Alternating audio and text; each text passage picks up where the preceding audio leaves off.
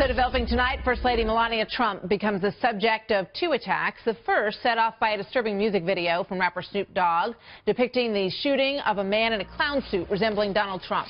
President Trump criticized that video, prompting another rapper, Bow Wow, to weigh in with an offensive tweet that said this.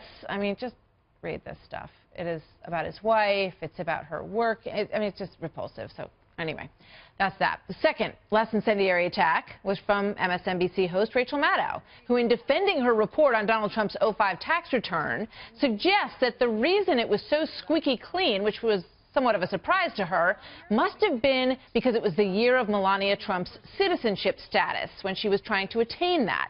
Joined now by Mike Huckabee, former Arkansas governor and Fox News contributor, and Lisa Boothe, president of High Noon Strategies. Welcome to both of you. Good evening. You know, it's usually sort of understood. You don't go after first ladies. You don't go after families. This has been happening on a fairly regular basis to most members of the family for the Trumps. Governor Huckabee, what's your take? Well, it's been historical that we don't let people just go off on the families because they're not on the ballot. They didn't ask for this. And Melania Trump is a beautiful, classy lady, and the attacks on her are just, they're obscene.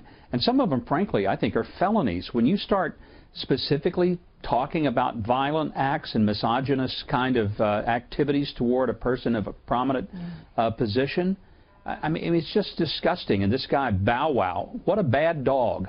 Take away all the bones. Make him, go underground. I mean, what a goober.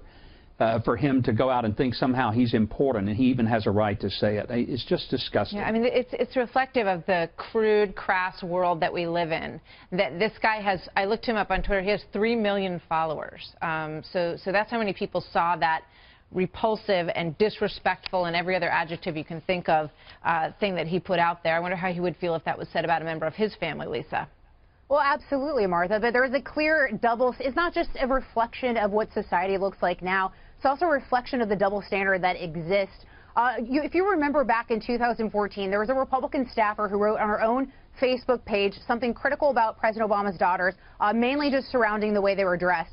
She was hounded by news reporters. She had to resign. She was made into an international news story. There were TV stations outside of her house. But what have we seen done to the Trumps? We've had the comment from Bow Wow. We had Snoop Dogg literally shooting the president in a music video. We had Madonna thinking about blowing up the White House. We had that SNL writer writing something horrible about Barron Trump, who's only 10 years old. But yet these comments are completely excused because it's about President Trump as opposed to President Obama.